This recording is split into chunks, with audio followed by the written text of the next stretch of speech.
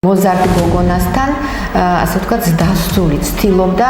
მისი ასე ვთქვათ სექსუალური ნარატივის და სექსუალური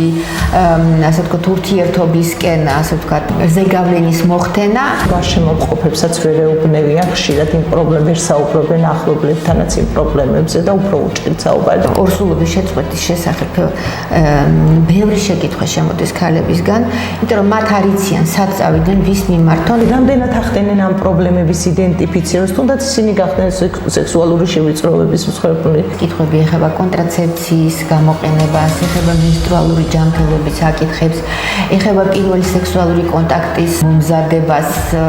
ამასთან დაკავშირებით აქვთ შფოთვები წლების წინ არ იყო ამაზე არც ფარულად საუბრობდნენ იმისთვის რომ ჩვენ არ გვეშინოდეს იმისთვის რომ ჩვენ გავძლიერდეთ ყველაზე დიდი და მნიშვნელოვანი არის რომ ჩვენ მივიღოთ ყველა საკითხზე განათლება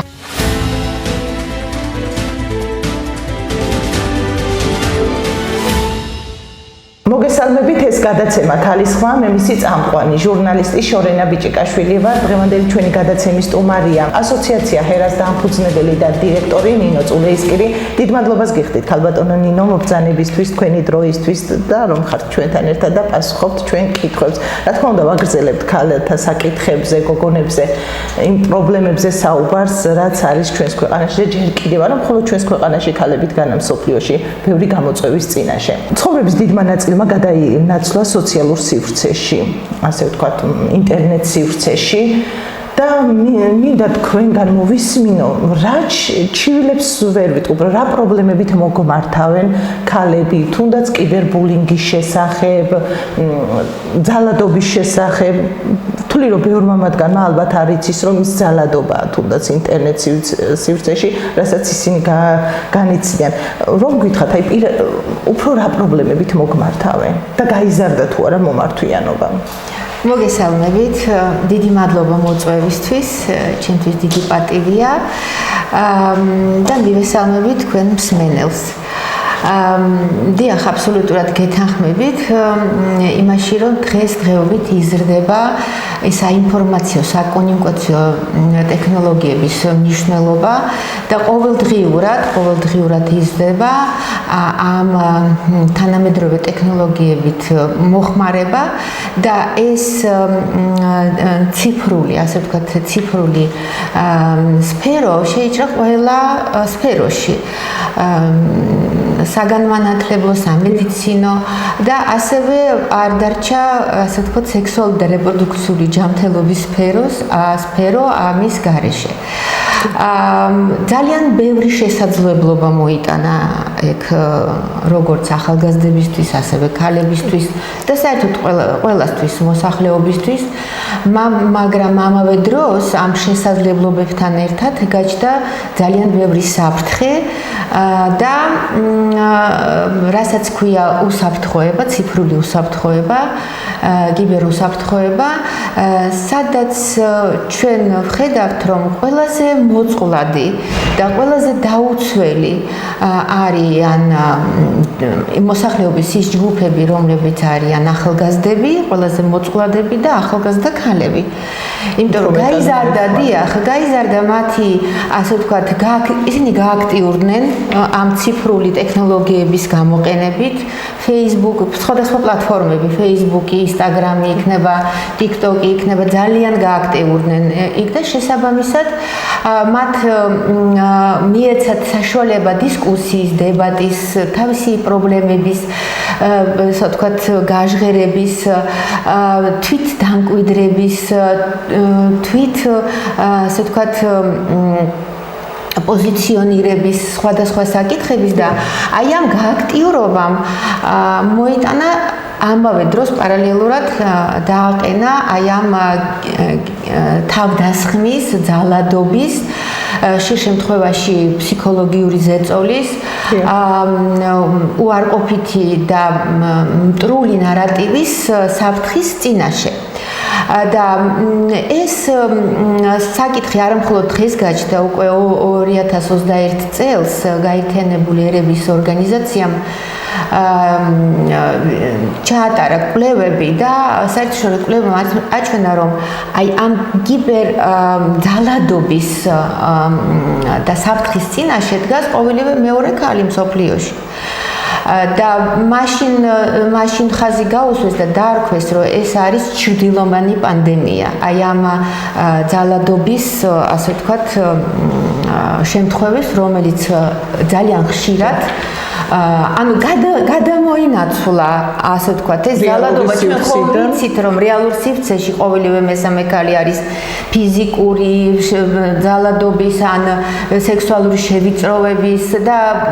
ბულინგის და სიტყვიერი შეურაცხყოფის და მტრული ნარატივის მსხვერპლი და ეს გადმოინაცვლა აი ამ ციფრულ სივრცეში, მაგრამ არის გაცილებით უფრო საფრთხის შემცველი, იმიტომ რომ ვინაიდან დღეს თანამედროვე ტექნოლოგიები ძალიან სწრაფად ვითარდება, შესაბამისად მათ უნდა დაეწიოს სამართლებრივი ბაზაც და რეაგირებაც ეს კიბერუსაფრთხოების ტექნოლოგიებით და რეაგირებაც უნდა, ასე ვთქვათ, ადეკვატური იყოს აი ამ ციფრული განვითარების შესაბამისად. აი აქ ზუსტად არის ის საფრთხე ქალებისთვის და მით უფრო ქალბატონები, რომლით ანუ მე როგორც იმ ორგანიზაციის წარმომადგენელი, თქვენ მოგეხსენებათ ასოციაცია HERA 21 მუშაობს სექსუალური და რეპროდუქციული ჯანმრთელობის და უფლებების საკითხებზე. ეს არის საკმაოდ სენსიტიური, ძალიან ძნობიარე საკითხები, რომელიც ეხება მათ პირად ცხოვრებას და ზუსტად აქ ემატება ის, რომ ამ საკითხებთან მიმართებაში, როცა ახალგაზრდები განსაკუთრებით ეძებენ სანდო ინფორმაციას, სვავენ ძალიან ბევრ კითხვას, რომელსაც მათ აინტერესებთ, ზუსტად აქ ხდებიან გაცილებით უფრო მოწყვლადები და აი ამ ბულინგის ობიექტები ხდებიან სამწუხაროდ განკიცხვის ანუ ძალიან ის პირადი სივრცის დარღვევა ხდება, შეურაცხყოფა ხდება, მიკერძოებული, ესე ვთქვათ, დამოკიდებულება პროფესიონალური წრეების მხრიდან და ეს იწვევს საბოლოო ჯამში შიშს ახალგაზრდებში და ქალებში და აი ამ გამოწვევის წინაშე დღეს ხვდებით ჩვენ და ორგანიზაციას ბოლო წლებში აქვს აი ამასთან დაკავშირებით დაკვირვება და იურიდიულ მომსახურებას თუ უწევთ ან თუნდაც თქვენ თუ შეგიძლია თუ გაქვთ იმის ბერკეტი ვთქვათ რომ იდენტიფიცირებაც მოხდეს იდენტიფიცირებაში დაეხმაროთ იურიდიულად როგორ მიმართონ ვთქვათ შესაბამის სამსახურებს რომ სამართლებრივად როგორ დაიცვან საკუთარი უფლებები. დიახ, იცით ჩვენ მრავალ პროფილური, მოდით ესე ვთქვათ, მიდგომას ვიყენებთ ორგანიზაციაში ვიყენებთ მრავალ პროფილურ მიდგომას და ძალიან მნიშვნელოვანია. სხვაგვარად ესე ვთქვათ შედეგი ალბათ არ იქნება ისეთი, როგორიც უნდა იყოს. უპირველეს ყოვლისა, ასე ვთქვათ, რა მიმართულებით მე გეტყვით, რა მიმართულებით მუშაობთ, ეს არის ჩვენ ვთავაზობთ დისტანციურ მომსახურებას, რომელიც არის ერთი მხრივ სწრაფი და მისი დაფარვიანობა არის, ასე ვთქვათ, მთელი საქართველოს მასშტაბით. აი ესეთი, ასე ვთქვათ, მე შემიძლია მე ჩამოვიტანე აი ესეთი საინფორმაციო ფურცელი, სადაც არის ტელეფონის ნომერი. ეს არის ანუ არა მხოლოდ უფასო ზარია ყველა საქართველოს მოქალაქისთვის, ყველა სმარტფონიდანაც შეიძლება დარეკოს და იქ შეიძლება მიმართოს როგორც გინეკოლოგს, ასევე იურისტს შესაბამისი კითხვები. დიახ, და ოჯახის ექიმს. ანუ ეს არის აქ მიიღებს სრულიად კონფიდენციალურ ანონიმურ სივრცეში უსაფრთხო ეს ძალიან მნიშვნელოვანი რაც ბარიერი მე ხასულს მე ამას უსაფრთხო და მე ავხსნი რას ნიშნავს უსაფრთხო უსაფრთხო გარემოში მეგობრულ ასე ვთქვათ განწყობილებას უქმნიან ჩვენი სპეციალისტები რომ მათ შეძლოთ დაუსვათ თავისი პრობლემა გაიხსნან ამ ასე ვთქვათ ამ კონსულტირების დროს და მიიღონ კომპეტენტური სპეციალისტისგან რჩევა და არა მხოლოდ რჩევა, არამედ მიიღონ რეფერალური სერვისები, ანუ რეფერალური ნიშნავს გადამისამართება იმ თუ საჭიროებს, რა თქმა უნდა, შემდეგ რეაგირებას ეს შემთხვევა, თუ შემდეგ რეაგირებას საჭიროებს, იმ შემთხვევაში ვთქვათ შეიძლება მოხდეს გადამისამართება რელევანტურ საჭირო სერვისებზე, რაც კი არსებობს ვთქვათ საქართველოში ოფიციალურ სერვისებზე. მე მაინტერესებს თქვენ როგორც თქვენი პრიორიტეტული სამუშაო ჯგუფები არის სოფლად მცხოვრები ქალები და გოგონები, რამდენადაც მე მაქვს ინფორმაცია. აი ამათ როგორ აწვდით ინფორმაციას, რომ თქვენ გავთ ვთქვათ თუნდაც ონლაინ მომსახურება, რაც განსაკუთრებით მნიშვნელოვანია და ამაზე მე მინდა რომ ვრცლად შევეხო მე თუ აქვთ მათ წოდომა, თქვათ, თუნდაც ინტერნეტზე სამწუხაროდ არის ჯერ კიდევ სოფლები, სადაც არ აქვთ ეს სერვისებს გულწრფელად ინტერნეტ, თქვათ, დაფარვა. ზოგადად ჩვენი სტატისტიკით, ასე ვთქვათ, ინტერნეტ დაფარვიანობა საქართველოში პრაქტიკულად უზრუნველყოფილია, მაგრამ აქ არის შემოდის საკითხი ხარისხის, რამდენად ხარისხიანია და მეორე მხარე, რამდენადაც სოფლად მცხოვრები ქალბატონებს ხელი მიუწვდევად, ანუ როგორ გამოიყენონ ეს საშუალებები, როგორ სწორედ გამოიყენონ ეს ტექნოლოგიები. სამწუხაროდ ჩვენ ხედავთ, რომ აი ეს ციფრული წიგნიერება ჯერ კიდე არ არის საკმარისი და საკმარისად ხელი არ მიუწვდებათ ქალბატონებს, განსაკუთრებით რეგიონში მცხოვრებ, არა მხოლოდ ქალბატონებს, ახალგაზრდებსაც და მთელ მოსახლეობას. სამწუხაროდ ეს ანუ 2025 წლის მონაცემით საქართველოში, რასაც ქვია ციფრული წიგნიერება, აი საბაზისო ცოდნა, აი ამ ციფრულ ტექნოლოგიებზე და მათ გამოყენებაზე, მათ უსაფრთხოებაზე, მხოლოდ აქ მოსახლეობის 19%. ეს არის ოფიციალური გეოსტატის მონაცემებით. ამიტომ ამ ციფრიდან ჩვენ ვხედავთ, რომ არ არის საკმარისი ცხადია. ეს ერთი პრობლემა, რაც ვთქვათ, მეორე პრობლემა და გამოწვევას, რასაც ვხედავთ ამ ქალბატონების თუ რაც გვერდზანებთ, ვინ ცხოვრობს რეგიონში, მათ ინფორმაციის მიწოდება, სწორი მართებული სანდო ინფორმაციის მიწოდება. თუნდაც აი ამ არსებული სერვისის შესახებ, რომელსაც ჩვენი ორგანიზაცია უკვე წლებია, პანდემიის დროს განავითარა ეგ სერვისები, პანდემიის როცა 2020 წელს ჩვენი ქვეყანა და მთელი სოფლიო დადგა ამ გამოწვევის წინაშე, ჩვენ შევქმნით და ბევრი ვიმუშავეთ ან მიმართოთ. ჩვენ ვიწევდა პარალელურად არა მხოლოდ ამ სერვისების ჩამოყალიბება, არამედ აი ეგ საინფორმაციო საგანმანათლებლო კომპონენტით შესვლა, ვთქვათ, სხვადასხვა მიზნობრივ ჯგუფებში და ქალბატონებთან და ახალგაზრდთან მუშაობა, რომ აგვეხსნა რა ტექნოლოგიებია, როგორ უნდა გამოიყენონ და სხვანაირად წარმოუდგენელი და ეს იყო და დღესაც ხდება რჩება ეს გამოწვევაც და ამიტომ ჩვენი მუშაობის უმნიშვნელოვანესი და ძირითადი ნაწილი არის საინფორმაციო, არა მხოლოდ სექსუალურ რეპროდუქციულ ჯანმრთელობის საკითხებზე, ნიშნულოვანი საკითხების, ვთქვათ, არა პარალელურად ჩვენ ვაწვდით აი ამ ციფრულ ტექნოლოგიებთან დაკავშირებით ინფორმაციას. მაგალითად, შარშან ჩვენ ჩავატარეთ ახალგაზრდებისთვის გორიდან ყავდა ახალგაზრდები, აი ამ თანამედროვე ტექნოლოგიებთან და ხელოვნური ინტელექტის და აი ამ ყველანაირი თანამედროვე ტექნოლოგიების კიბერუსაფრთხოებაზე ტრეინინგი. ამ ინფორმაციის ეფექტურად მიწოდებისთვის ჩვენ ვიყენებთ რამოდენიმე მიდგომას, რამოდენიმე სტრატეგიას. ერთი არის ის, რომ ჩვენ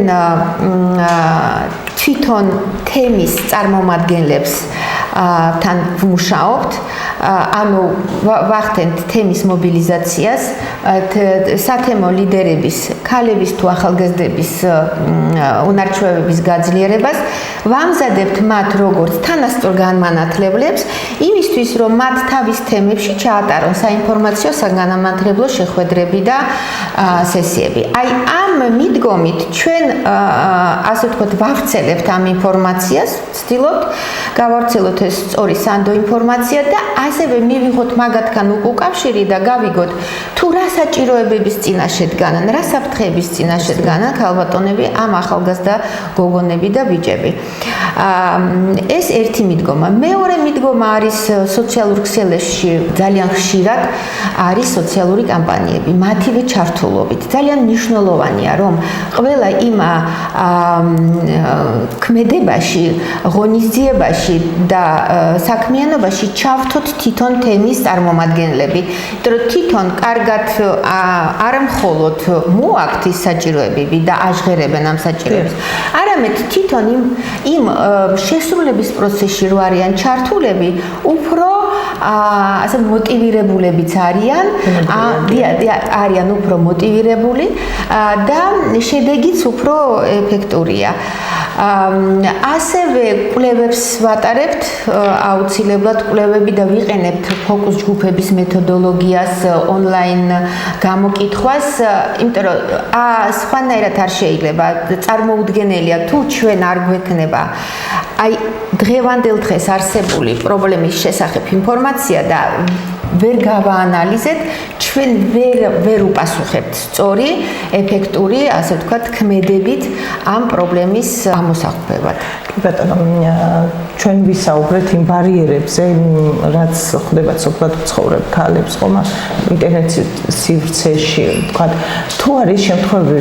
რომ მათ არ იციან, რომ ის არის ბულინგი, ის არის ძალადობის მსხვერპლი ინტერნეტ სივრცეში, სოციალურ ქსელებში თუნდაც და რომ ის შესაძლოა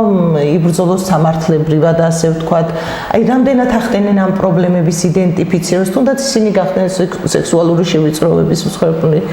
იგივე ინტერნეტ სივრცეში. აი ამის იდენტიფიცირებას თუ ახდენენ და აუცილებლად მინდა კიდევ ერთხელ ხაზი გავუსვათ, თქვენ ძალიან მნიშვნელოვანი რაღაც ახსენეთ ნდობის ფაქტორზე, იმიტომ რომ ვიცით ხომ გარშემო მყოფებსაც ვერ ეუბნევიან ხშირად იმ პრობლემებს, საუბრობენ ახლობლებთანაც იმ პრობლემებზე და უფრო უჭირთ საუბარი და აი ეს მათთვის ძალიან მნიშვნელოვანია კონფიდენციალურობა, ხო? კონფიდენციალურობა და უსაფრთხო სივრცე, რა თქმა უნდა, მნიშვნელოვანია და ჩვენი ორგანიზაცია მუშაობს და ხელმძღვანელობს მთავარი ადამიანის უფლებების პრინციპით ხელმძღვანელობს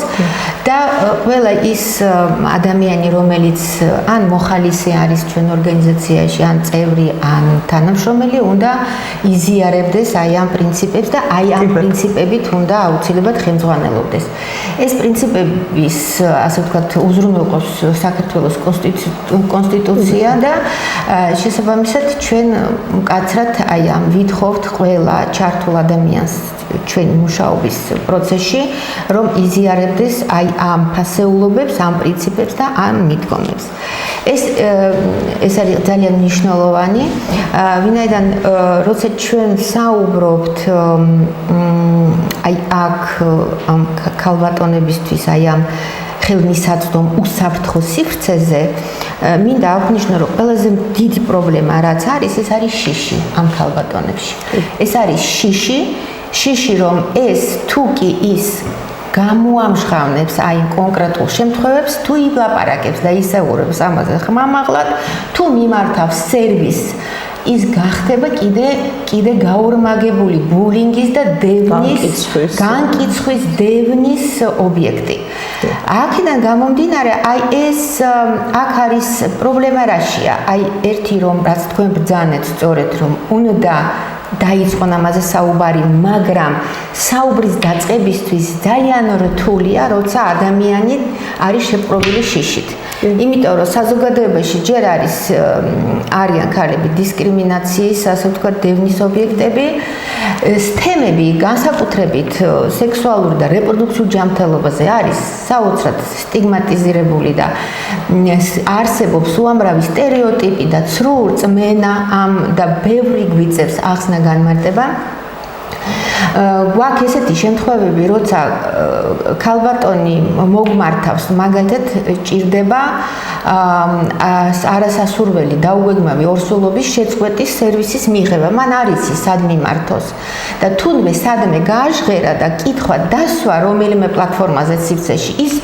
იწყება მაგაზე საოცარი ბულინგი, საოცარი მტრული ნარატივი, რომ ეს არის ბავშვის მკვლელი, რომ და ასე შემდეგ ძალიან ესეთი და შესაბამისად გარიყულივით ხდება, ვთქვათ, საზოგადოებიდან და ეგ ამ შიშის მოხსნა არის ყველაზე რთული, რასაც ჩვენ ვაწყდებით. ამიტომაც როცა ჩვენ ხვდებით, ჩვენ სხვადასხვა მიდგომებს ვიყენებთ აი ამ შეხვედრების დროს. პირდაპირ რო ვკითხოთ თქვენ რა პრობლემის წინაშე შეიძლება არ გვიპასუხონ. ჩვენ ვიყენებთ ანონიმურ კარდებს. ესეთ ბარათებს, რომელსაც შეხვედრის დროს უზიარებ და მათ შეუძლიათ ანონიმურად სახელის გვარის, რა თქმა უნდა, ყველანაირი კოორდინატების გარეშე დაწერონ ის შემთხვევა, ის кейსი, რაც მაგათ გაუცდიათ და მერე ჩვენ ასე ვთქვათ, უხსნით. რა თქმა უნდა, ვაძლევთ ჩვენი სერვისის შესახებ ინფორმაციას, რომ ჩვენ გვყავს კვალიფიციური სპეციალისტი, რომელსაც შეუძლია ეს მისცეს და ეს შემოდის აი ამ საკითხებთან დაკავშირებით, აი ამ უსაფრთხო ორსულობის შეწყვეტის შესახებ ბევრი შეკითხვა შემოდის ქალებისგან, იმიტომ რომ მათ არ იციან სად წავიდნენ, ვის მიმართონ და თუ კი მიმართავენ სამედიცინო დაწესებულებას, იქ აბსოლუტურად მიკერძოებული დამოკიდებულებაა და ვერ იღებენ ინფორმაციას. ასევე არიციან ძალიან ხშირი შეკითხვებია ხარისხიანი სამედიცინო მომსახურების მიღებასთან დაკავშირებით, თუ რას ნიშნავს კონსულტირება, როგორი უნდა იყოს კონსულტირება, როგორი გარემო უნდა შექმნას სპეციალისტმა, რომ მიკერძოების გარეშე უნდა მიაწოდოს ინფორმაცია, არ უნდა გახადოს ეს ქალბატონი ან ახალგაზრდა განგიცხვის საგნად და არ უნდა უხეშად ჩაერიოს მის პირად ცხოვრებაში. ესეთი შემთხვევები ძალიან ხშირია და ამ საკითხებთან მიმართვიანობა ძალიან ხშირია. ახალგაზრდებთან მუშაობის პერიოდში ჩვენ წავაწყდით დისტანციური ძალადობის შემთხვევას, როცა იყო манипулირება ზდასულმა, ანუ მოზარდ გოგონასთან, ასე ვთქვათ, ზდასული ცდილობდა მისი, ასე ვთქვათ, სექსუალური ნარატივის და სექსუალური, ასე ვთქვათ, ურთიერთობისკენ, ასე ვთქვათ, ზეგავლენის მოხდენა. მისი ასევე ჩვენ გქონია ისეთი შემთხვევები, როცა უთქვიათ, რომ პირადი მონაცემები ან პირადი სურათების, ასე ვთქვათ, გამოძალვა, ასე ვთქვათ, ხდებოდა ინტერნეტში. ეს ძალიან ხშირია და ეს შემთხვევები ჩვენ პრაქტიკაში გქონია. ამ შემთხვევაში ჩვენ, რა თქმა უნდა, აი ამ ძალიან სენსიტივი მეთოდებს ვიყენებთ, მაგრამ ჩვენ ახლა გვაქვს აი ამ სერვისების რეფერირების შესაძლებლობა, სადაც ახალგაზრდებს მინდა მიმართო და ქალბატონებსაც ეს სივრცე აბსოლუტურად უსაფრთხოა. რატომ? პირველ რიგში, იმიტომ რომ ჩვენი სპეციალისტები იმ პრინციპებით ხელმძღვანელობენ, რასაც მე უკვე ავუნიშნე. ჩვენ არ მეკითხებით არც პირად მონაცემს, არც სახელს და გვარს, არც საცხოვრებელ ადგილს. ჩვენ აბსოლუტურად ანონიმურად უტარებთ კონსულტაციას. და თუ იმ სივრცეში ხდება ის ან ელექტრონული პოსტა, ან ტელეფონის ნომერი, ჩვენ ორგანიზაციაში პირადი მონაცემები საკანონმდებლობიდან გამომდინარე გვაქვს შინაგანა წესი შემუშავებული და პერიოდულად ეს ინფორმაცია ნადგურდება, იმიტომ რომ მე მინდა უთხრა ახალგაზრდებს, რომ იქ სადაც არის ინტერნეტი და იქ სადაც არის კომპიუტერის და სმარტფონის გამოყენება, ეს არ არის ამ ორი, ასე ვთქვათ, იქ არის აუცილებლად მესამე, ვთქვათ, რასაც ქვია სერვერი, ინტერნეტის მოხმარება, სადაც მესამე სუბიექტი შემოდის და იქ უნდა ვიყოთ ძალიან ფრთხილად, რომ იმ სივრციდან არ მოხდეს ამ ინფორმაციის გაჟონდა. შესაბამისად, ჩვენ აი ამ ორგანიზაციაში ძალიან მკაცრად უყურებთ ამ მდგომარეობას და ყოველივე გარკვეული მოკლევადიანი მონიტორინგის მერე ჩვენ ამ ინფორმაციას ეს ძალიან მნიშვნელოვანია ეს ინფორმაცია ნადგურდება, დიახ, აუცილებლად. ინფორმაცია ნადგურდება. ანუ აი ეგ ჩვენ შეგვიძლია შევთავაზოთ და მე მინდა მივმართო, რომ შეუძლიათ ამამად მოგმართონ, მიიღებენ მაღალი კომპეტენციის მქონე სპეციალისტებისგან ინფორმაციას და არა მხოლოდ სატელეფონო მინდა გითხრათ.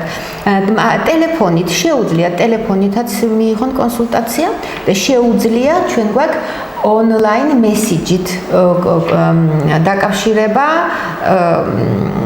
სპეციალისტთან და შეუძლია ახალგაზრდას მესიჯად, მე ვიცი რომ ახალგაზრდებს უფრო მეტი ურჩევნიათ სოციალური ქსელების გამოყენებით, შეუძლია მისთვის ძალიან სენსიტიური პირადი კითხვის დასმა და ჩვენი სპეციალისტი იმავე საშუალებით უპასუხებს გასცემს კვალიფიციურ პასუხს. ასევე ჩვენ გვაქვს შექმნილი ჩვენი ორგანიზაციის მიერ მართული სოციალური ქალებისთვის სოციალური Facebook ჯგუფები, სადაც შეუძლიათ გაერთიანდნენ და იქ მიიღებენ კვალიფიციურ პასუხს ნებისმიერ საკითხზე, იმიტომ რომ პერიოდულად ჩვენ შევდივართ, ვაგროვებთ კითხვებს ქალბატონებისგან, ახალგაზრდებისგან და ჩვენი სპეციალისტები მერე კვალიფიციურ, ასე ვთქვათ, პასუხებს ამზადებენ, რომ უპასუხონ მათ საინტერესო მათთვის საინტერესო კითხვებს. ეს კითხვები ძალიან ბევრ თემას ეხება. ეს კითხვები ეხება კონტრაცეფციის გამოყენებას, თანამედროვე კონტრაცეფციის მეთოდის გამოყენებას, ეხება მენსტრუალური ჯანმრთელობის საკითხებს, ეხება პირველი სექსუალური კონტაქტის, ვთქვათ, გარკვეულ, ასე ვთქვათ, მომზადებას, ამასთან დაკავშირებით აქვთ შფოთვები,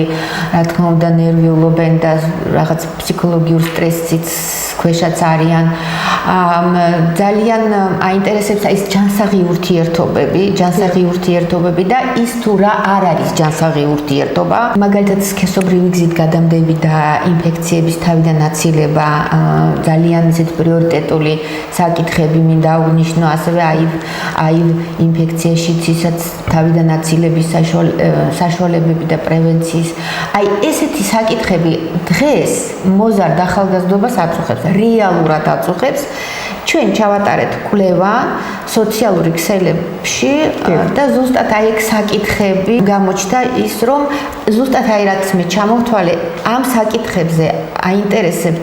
პასუხი, ოღონდ აინტერესებთ, რომ ამ საკითხებზე გქონდეთ აი მეგობრულ გარემოში საუბარი, ყველანაირი მიკერძოების გარეშე, აინტერესებთ კიდე საკითხი, თუ რა არის თანხმობა, რას ნიშნავს თანხმობა, რომ არანაირი ურთიერთობა არ უნდა შედგეს, თუ კი არ არის თანხმობა, რა თქმა უნდა, აინტერესებს რას ნიშნავს ინფორმირებული არჩევანი, აინტერესებს რა არის პირადი სივრცე და როგორ უნდა დაიცვან ეს პირადი სივრცე. აი ეს საკითხები ძალიან აქტუალურია და ძალიან ეხმარება ახალგაზრდებს, როცა იციან, რომ ეს ყველაფერი არის ერთი ძალიან დიდი თემის პრევენციული თავიდან აცილების სხვადასხვა მავნე ჩვევების ან ქმედების მავნე თავიდან აცილება. ანუ პრევენციული მიდგომა ძალიან მნიშვნელოვანია, რასაც ჩვენი საქმიანობით ზუსტად ამას ვაქცევთ ყურადღებას. ეხლა მოდი მომდევნო კითხვა ამ პრევენციას შეეხება, კარგი ამ მიმართულებით პრევენციული, თქვათ, ეს იგივე საგანმანათლებლო, ასე ვთქვათ, ნაბიჯებია, ხო, პრევენციული კუთხით. თუ არის ადამიანი ბულინგის მსხვერპლი, არის სექსუალური შევიწროების მსხვერპლი და ასე შემდეგ, იგივე ინტერნეტ სივრცეში, მოდი ესე ვახსენებ სოციალურ ქსელებს, აი ამისთვის როგორ მუშაობთ რა პრევენციული საგანმანათლებლო ღონისძიებები ტარდება ამ კუთხით თქვა ეს კარგია რეპროდუქციული ჯანმრთელობის კუთხით პრევენციული თქვა ეს თქვენი ნაბიჯები ორგანიზაციის ძალიან მნიშვნელოვანია და მიხარია როდესაც უკვე ადამიანები ინტერესდებიან ამით მათთვისვე უკეთესია ხომ ეს და ვფიქრობ რომ ეს წლების წინ არ იყო ამაზე არც ფარულად საუბრობდნენ და ასე შემდეგ ხომ ზუსტად ამისთვის ჩვენ რასაც ეს იგი ამ სერვისები რომელიც გვაქვს შექმნილი არ არის ისე შემთხვევით თუმცა ჩვენ გვყავს სამედიცინო სფეროს სპეციალისტები და ამავე დროს გვყავს იურისტი ჩართული ზუსტად აი ეს ინტეგრირებული მიდგომა აი ეს უფლებრივი სენსიტიური მიდგომა ზუსტად იმისთვის არის ჩვენი დაკვირვების შედეგად გამოვლინდა რაც გვებძანეთ ესეთი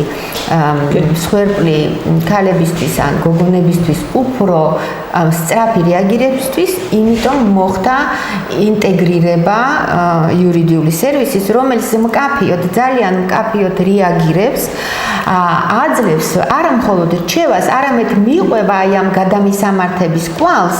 და მიყვება იქ საჭირო როგორც მე უკვე ვახსენე იმ საჭირო რეაგირების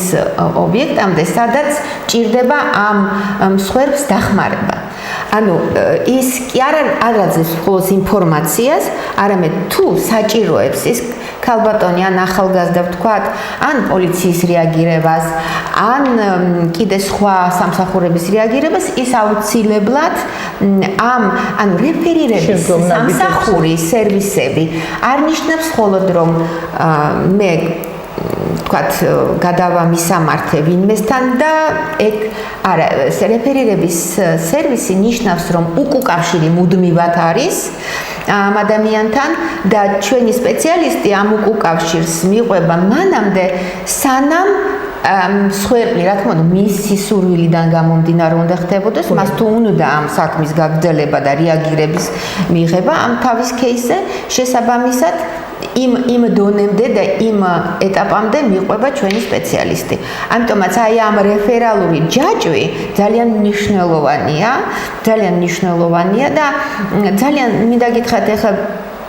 როცა გაიგებენ უფასო სერვისს თქვათ და ხელმისაწვდომს ბევრი რეკავს კიდე სხვა სოციალურ პრობლემებზე არა მხოლოდ ძალადობაზე მაგრამ ჩვენი საუბრის საგანი არ არის